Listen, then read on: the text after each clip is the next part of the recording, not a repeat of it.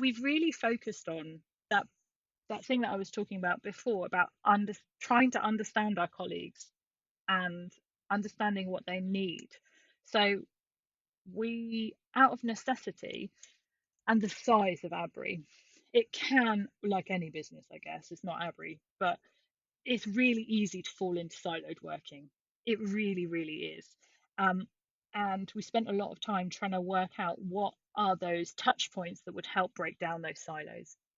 So we have a lot of project boards across Abri that kind of touch on all of the relevant departments that bring everybody in. Um, but we also started creating these spaces. They're on every floor. It was very old fashioned, so we would have like just desks and cupboards everywhere, like literally everywhere. And there would be nowhere apart from maybe a breakout area for lunch, but there would be nowhere to sit down and kind of like work on something in like a space together that was out in the open, wasn't a meeting room, people could drop by.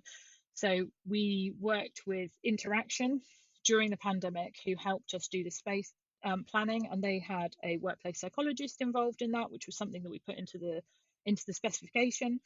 We definitely wanted that understanding to be a part of our space planning.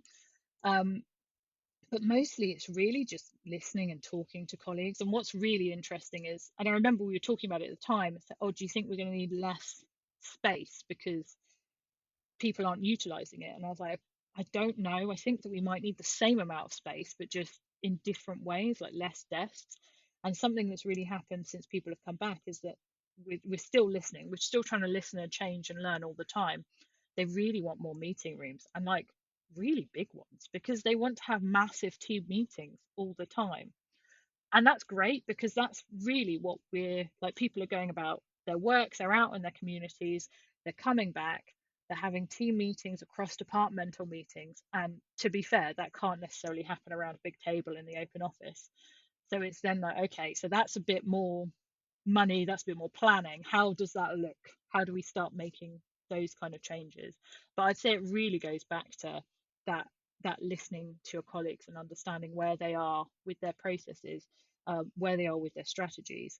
And what's really interesting is understanding where their strategy says one thing, but the colleagues who are doing it are in a completely different place, because that happens a lot.